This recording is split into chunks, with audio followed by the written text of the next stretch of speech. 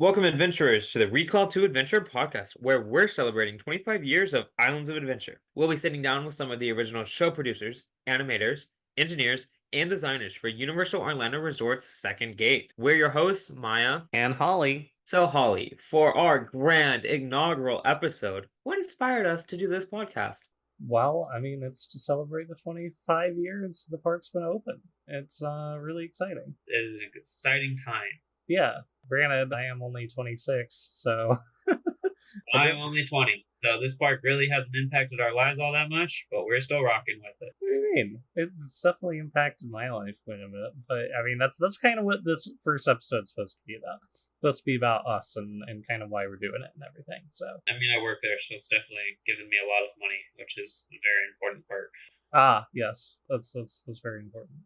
So as for a little bit about us, my name's Holly, and I am an Emmy Award winner for Thursday Night Football with Prime Video, and I have also done previous podcasts like Skylanders Portalcasters, where I've gotten to talk to the creators of the series for the 10th anniversary of Skylanders, which was pretty cool. So she has all the experience in this podcast. I am the energy, her professionalism, and I think we make a great team. I'm Maya. I am a niche TikTok micro-influencer in the tokusatsu genre. I love tokusatsu, Kamen Rider, Super Sentai, all of that. I'm a civil engineering major right now. I'm currently in the process of transferring to a theme park management degree because engineering is hard and I am not cut out for the engineering life. But like I said, I work at Islands of Adventure right now. I'm the River Adventure. So, when this podcast goes up, I hope to see so many people be like, "Oh my God, you're the girl from the podcast." I'm like, "Yes, you are correct." I hope to see all of you there. All right, so now that you know a little bit about us and our first introduction, what was our first introduction to Islands of Adventure?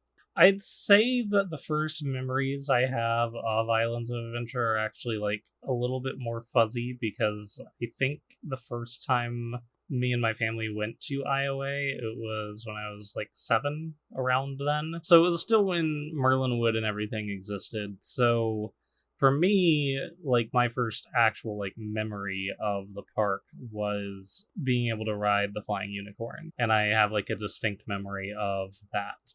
And I also have another memory of the Spider-Man ride and thinking that was really cool. And like as a little kid, it was like very fun to get like super invested in it and like really feel like I was actually like thrown into a comic book. Why stop as a kid? You mean you don't get thoroughly enthralled in the Spider-Man ride as an adult? I mean, I still think it's very cool, but it's one of those things now where it's like, oh, I wonder how that works, or I wonder how that works. You're riding the Spider-Man ride differently. Yeah, it's one of those things where, like, once you've ridden it, like, 30 times, it's like, oh yes, that thing, that effect, I know how that works. Different riding styles could not be me. Oh, how do you like to enjoy the Spider-Man ride, then? I like to be enthralled in the world of Spider-Man. I am a visitor visiting the Daily Bugle on July 4th and getting hired as a reporter to help J. Jonas Jameson get a story about the disappearing Statue of Liberty. I get to help Spider-Man stop the Sinister Syndicate. I see. So for you, it's about the world building and the immersion. Yes, it's about the escapism. For me, it's very much about, like, how does it work? And hey, luckily, later on in another episode of this, we'll be talking to one of the engineers for the Spider-Man ride, and we'll go into a lot of the, like, technical stuff and theming and everything. So Maya, what's your first memory with IOA? My first memory with IOA is when I also went as a child. It was a joint trip where we went to Universal and Legoland. Quite a time to be alive as a kid, that was. And my first memory specifically of being in IOA was right at the entrance. They have the little concrete animals that you can sit on, and we took pictures on those because we were children. That's like the first memory. And then I just remember that day. The big pullouts I remember is I remember riding Dudley Do-Rights with my father, and I remember how long their queue is. Like, their queue is so long to walk through. That is like the most vivid memory I have of that first trip to Iowa. I remember that, and I remember riding Dueling Dragons with my mother.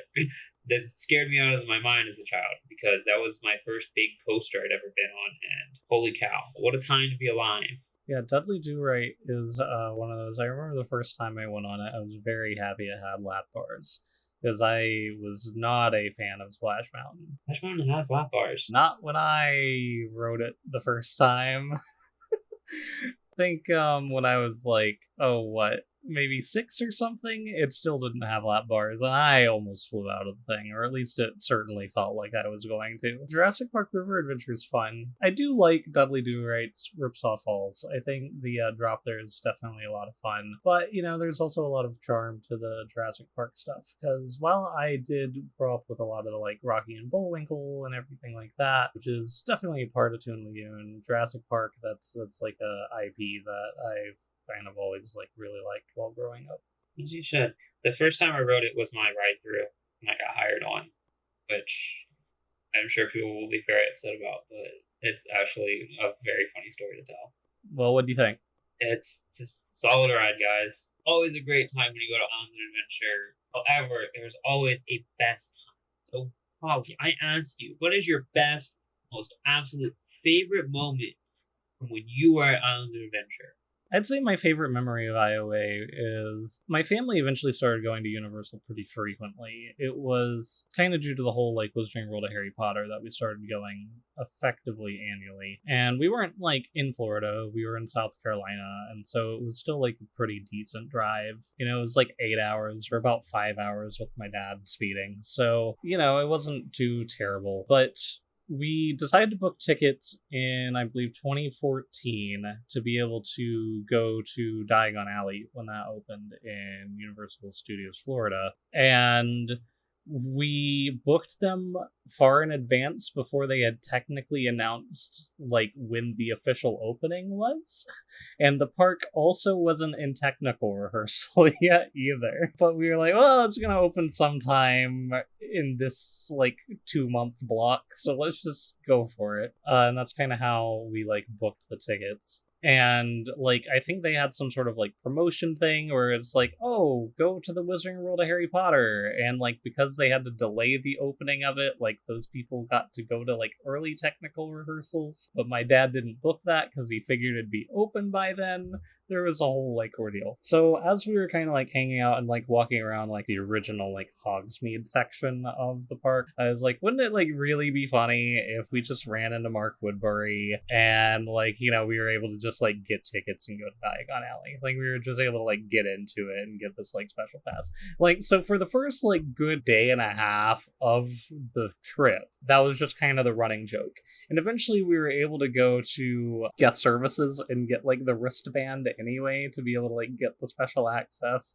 And they were well, how much do you really want it? And I was I really want it. So that was the whole thing. The minute that we get on the train and we take the train from Hogsmeade to Diagon Alley, in the train station is Mark Woodbury, straight up. And I was oh, hey, Dad, it's Mark Woodbury. And he's no, it's not. And I was no, it is. We walked up to him, I said hi, I asked some questions about the train, and I got my picture taken with Mark Woodbury. And this was, I think I would have been around 15 at the time.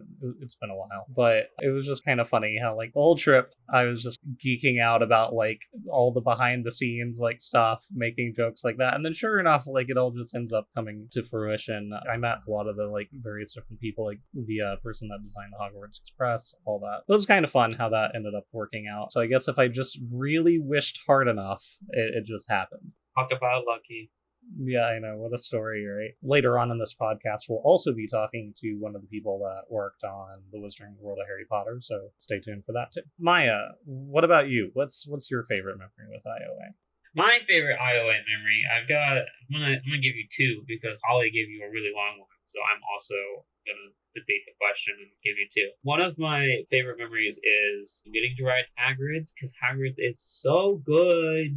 Very good, Hagrid's, if it's operating. Anyway, Hagrid's is really good, and I got to ride it one night, and it was when the Hogwarts fireworks were still going on. So we got dispatched from the station, and we're driving around at night, and then the fireworks start going off overhead, and man, you talk about a magical experience. That was a goddamn magical experience, man. That sounds very magical. On to the second story is related to working in Islands of Adventure. More so working at Universal as a whole, because this was before I moved over to IOA. Universal will do team member nights where they'll get an island or an area of a certain park and give it to the team members. And one of them was in Marvel Superhero Island. It was just a really fun night. We had the whole area to ourselves. Got to ride Stormforce Acceleratron. I felt like I was going to fly out of Stormforce Acceleratron because I was wearing athletic pants. that are like slippery in the cup. Absolutely amazing experience. 10 out of 10 would recommend. And we got to ride Spider-Man. We got to meet Captain America and Spider-Man and Doctor Doom and Green Goblin, which was very cool because I never get to meet and greet characters because they're either not out when I'm there or they have really long lines. And I'm like, do I really want to wait 15 minutes to meet Spider-Man? The answer is yes, and I'll probably do it. But I didn't have to wait 15 minutes to meet Spider-Man. I mean, it was very cool. I would hang out with a bunch of my coworkers there. I had a very cool superhero outfit on. And I was just like, man, I really love working here. That sounds like a lot of fun. What superhero? No, I wasn't like a superhero. I was like me if I was a superhero. Oh, I see. So it's the superhero version of yourself. I wish it was incredible. They were talking about it. It's like, you talked about Studios Park a little bit with, the whole Diagon Alley stuff. Talked about how you love the behind the scenes stuff and how I love the world building and immersion stuff. But what put that in your brain to be like, oh my god, I want to learn about the behind the scenes of theme park stuff? Where did that come from for you? Yeah, so for me, the interest in theme parks and rides and everything, it was in part the fact that, like, my family would be taking these, like, annual trips to Universal every year, and that was always, like, pretty fun. That's not something that everyone gets an opportunity to be able to do, so the fact that we could was great. But really, the other, like, kind of part of that is I actually grew up around a lot of that stuff.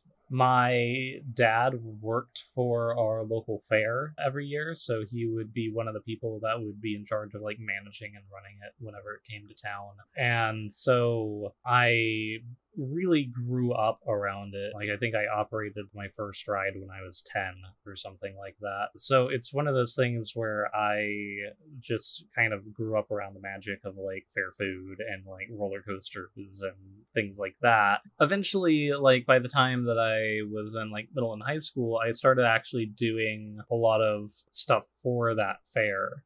I started doing, like, maps and various different things like that. So the civilian map that they still use is still the one that I made. I would not make any of the same design choices now. A lot of the way that it looks very, like, 2010s. That's part of the charm of going to, like, a county fair.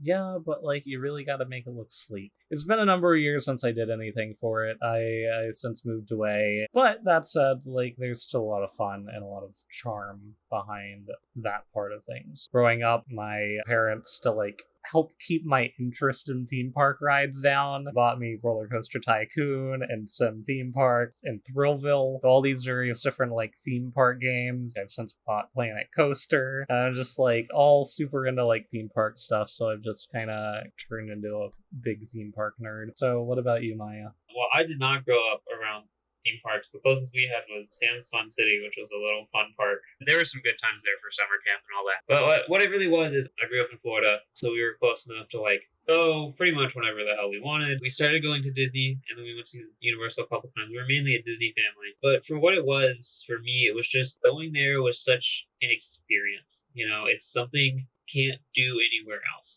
Where else are you going to team up with Spider-Man and take down his rogues? You can't do that anywhere. Theme parks are such an experience that are only available at theme parks. And going with your family is such an event. Drive down there, you get the hotel room, you wake up early in the morning, and it's such an experience that it's just not captured anywhere else. And it puts you in a world where you don't have to worry about the real world. And I think that's the best part about it. And especially now with how immersive theme park lines are becoming, it's just becoming more and more magical. It's true how much, like, the immersive theming has become so important in the past kind of maybe 15 years or so in the industry. I wouldn't say that. I think the idea overall has changed because, like, you think back to, like, early Disneyland and early even Disney World, they had themed lands that were immersive. You've got Liberty Square, you've got Tomorrowland. Those are immersive lands. The immersiveness have shifted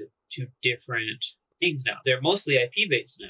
And I think that's the biggest shift, is taking something almost intangible, like a fictional world, and making it real. While before they were taking concepts that had each part with them that you could just put into a theme park. And now you're able to step into these fictional worlds that wasn't possible before. And I think that's incredible. Yeah, thinking about Disney World's like a very good example. The original, like, Magic Kingdom is very much like, oh, you've got, like, the desert area, and you've got, like, the adventure area, And you've got like the fantasy area and like the future area. Like it's very like generically themed. And over the years they've started adding more and more IPs to it. Stitch's Great Escape for a bit. They just added in the Tron stuff. It's one of those things where you can kind of see how they're like, even in those like older lands that are maybe a little bit more generic or a little bit more just kind of concept based, they're even trying to go more that IP route, which is interesting. And I think that kind of ties into Islands of Adventure really well, because Islands of Adventure was really kind of the first park to try to come up with this IP based setup. Interestingly, at least in the original design of the park, it was all based on like books or mythology. It was this idea of, oh, we have our like comic books, we have our comic strips, we have our novel with Jurassic Park, we have myths and legends with like the Lost Continent, and then we have like children's books with Seuss Landing. Each thing kind of covered like a different kind of subgenre of books, and each one of those was an IP except for the Lost Continent. So I find that kind of interesting that Universal really kind of made that theming shift a bit. And then once we got the Wizarding World of Harry Potter, we got Avatar Land, and now we have Super Nintendo World, and who knows what the heck Disney's doing next because they can't make up their minds. Like, it just keeps getting bigger and better, at least from Universal. Well, it's interesting you say that because I think Universal really did push the theming idea by having a studio-themed art. That was their idea that Eisner stole and tried to do it better, but we won't get into all that. They were the real ones who kind of were like, let's put them into the movie by making the movie. They were the first to do that. Because even again, like Disney was doing these concept-based things that were just like, hey, here's a railroad in a mountain, or here's Space Mountain, But you look at Universal, they had Twister, they had Jaws, they had Ghostbusters, they had Alfred Hitchcock, they had Hanna-Barbera. They were putting people into the IP movies before anybody else was. Yeah, that is true. Disney was doing that to an extent, but also not as much. Thinking about it, a lot of Disney's like IP based stuff was like a traditional or classic dark ride. It's not really been until recent that they've started kind of really changing that. So that's kind of interesting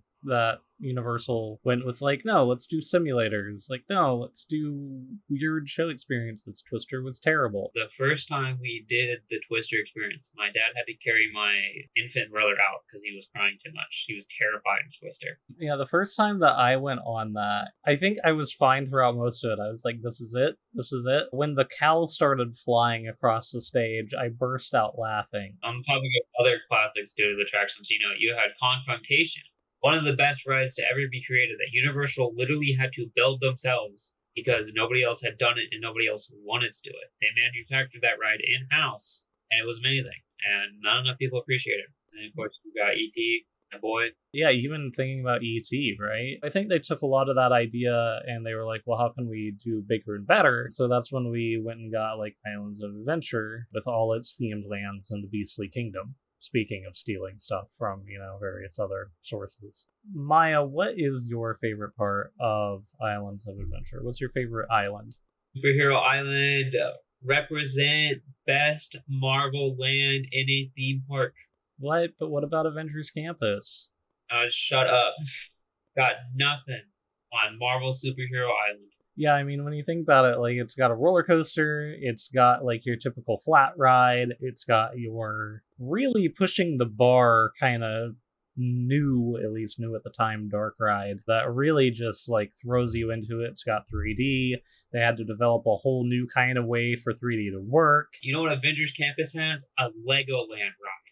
Yeah, doesn't it have, like, Toy Story Mania, basically? It's worse. You use your hands. It tracks your hands, which was technology developed by Berlin for Legoland, and then Ninjago ride, and they put it in Disney, and then you can web shoot. So that's pretty sad. So Marvel Superhero Island, I think, is definitely a lot of fun. It's one of those things too where like the whole Marvel Cinematic Universe didn't exist yet when that land was built. So it's really heavily based around the comic books, and I think that brings like a really fun and interesting energy to the land because it's very clearly like comic book inspired in the way that it looks.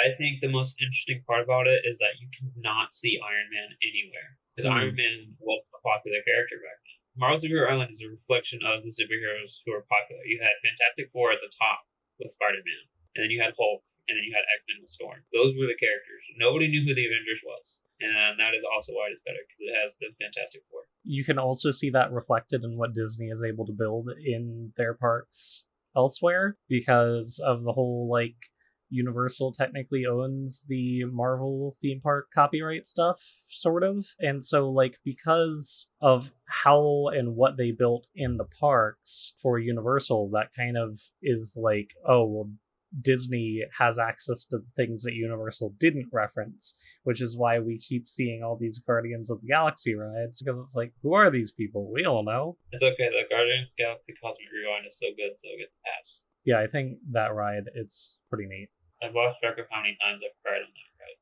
Cried? Yeah, just like, you know, like a really good euphoria cry. You're like, I'm so happy. Like that. That's me on Cosmic Rewind. I don't think that I have ever felt that way on a ride, but that's the difference between you and me.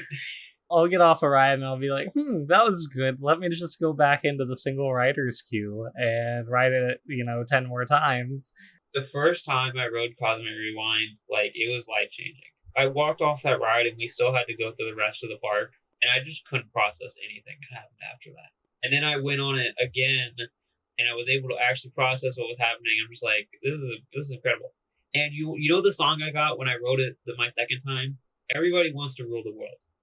When I tell you, riding Cosmic Rewind with that song playing, it is ascending. It is ascending into the heavens. Like, again, there's no other way I can get that feeling in the real world, except for going to a theme park and having something like that happen. It is incredible. I mean, technically you are ascending into the heavens, because it's the whole formation of the universe and everything, so... I am so mad you just explained my joke. Really? I thought I was making a clever quip. If you get it, you get it, I was going for that angle. I see. Okay. I feel like we're off topic. We're supposed to be talking about Islands of Adventure. Yeah, and here we are talking about Cosmic Rewind. How did we get on Cosmic Rewind? What is your favorite land, Holly? Back on track. I mean, they've been taking bits and pieces of it away over the years, but my favorite one is Lost Continent, for sure. Like, I have the fond memories of it growing up and thinking it was really cool. Like, I remember watching my dad be able to, like, ride the Dueling Dragons roller coaster. I was still too short at the time. Find it really cool they brought it back as, like, a house for Halloween Horror Nights. Good house, too. I went to it. But yeah, Lost Continent's great. The music that still exists in The Lost City and Sinbad Bazaar is really, really good. And later on, we'll be talking to John Rust, who actually worked on all the park's music. So talking with him will give us a lot of insight into the various different well-known themes. John Rust lore. You're going to learn all the John Rust lore here on this podcast. Yeah, he's incredibly funny, so stay tuned for that episode. Poseidon's Fury, which I guess let's lead into that. My favorite attraction is Poseidon's Fury. Sadly, also closed now. They have closed both Eighth Voyage of Sinbad, and they've also closed Poseidon's Fury, and I don't know, it's kind of disappointing. It's one of those things where it's like, it's very cheesy. It has that kind of 90s charm, but that's kind of why I really like it. It was Universal trying to do something weird that wasn't quite an attraction. It wasn't quite a ride. It was just like really trying to just do something different. I love the fact that Poseidon's Fury was only created because the people working on Ioway learned about the water tunnel, loved it so much that they wanted to put it in their park, so they had to figure out how to put it in their park. That's the only reason Poseidon's Fury was made, because they saw the water tunnel and was like, we want that. And it's fun. Yeah, as someone who did not get to experience Lost Continent at its peak, it is really strange, because like, I think if it was still firing on all cylinders, it would be so good. And if you were a kid who reads Percy Jackson books, I think you would love it so much. But it is a shell of its former self now. It's just kind of sitting there, Like, now the like literal only thing there is Mythos. So, and the kebab stand. The talking fountain is still there sometimes. So, Maya, what's your favorite attraction? I like them all a lot. Ioway is funny though, because like, as someone who can just like go there, I'll do like every ride in Studios, and then I'll go to Ioway and I'll ride Spider-Man, maybe FJ, and probably Hagrid's, and then leave. I think it's so interesting that it's like such a good park, but I like will barely ride anything over there. It's one of those parks where like the theming does really sell it. Just walking into Port of Entry and hearing that music and seeing the theming, and then like walking out of Port of Entry and like seeing the lagoon, it's just really, really cool. You know what? My favorite attraction is High in the Sky Seuss Trolley. I love riding that. I will ride that every time I go, actually. I forgot about that. That is my favorite attraction in Iowa, is High in the Sky Seuss Trolley. And that wasn't even there for like the first, like, what, 7 years the park was open? I mean, sort of. It was there, but it also wasn't there. It's great, is what it is. Yeah, which we'll also be talking about that as well later on in the podcast as we talk to the show producer for Seuss Landing and get the inside scoop on what exactly happened to that ride. The thing that Iowa does best is it is such a family. You know, I said earlier about how I will go as a single person and ride 3 things and be done, but there's so much in that park for everyone. And it does a great job of like spreading out what different people would want to do in a park and how you would want to go about your day. And I think that is one of its best aspects, is that there is something for everyone in every area. Yeah, and I really agree with that. We have in basically every park section, like we have some sort of like major attraction. Even like going back to like Marvel Superhero Island, like that's a really good example where we have like the Storm Force Accelatron, which is, you know, a little more family friendly. We have Spider-Man, which is I guess more of like the general like excitement ride, but it's something that really anyone can pretty much ride. And then we have like the Hulk coaster, which is for all the like thrill enthusiasts that really want something that's an adrenaline rush. So I think that's one of those things that it does do really well, where it's like for some people there might only be like one thing in each park section that they're really going to want to do, but overall like that means that there is actually going to be something for everyone. Yeah, it's going to be really fun over the next couple episodes as we get to talk to a lot of the people who worked on these things. And it's really exciting and also very humbling that they took time out of their days and out of their schedules to be able to talk with us about something that they worked on 25 years ago. Some of these people are retired. Some of them have been working on Epic Universe. Some of them are not even in the theme park industry anymore. And all of them really came together for this podcast to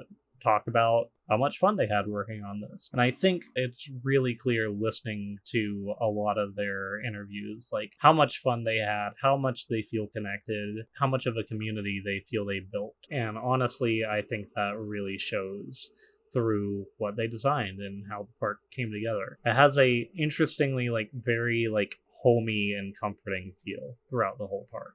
You guys don't even know what's in store for you. They worked really hard on the park. They're excited to talk about it. We're excited to share it with you guys. It's just, you know what? One might say it's going to be an adventure. And that brings us to the end of this first episode. For our next adventure, we'll be joined by John Rust. See you there.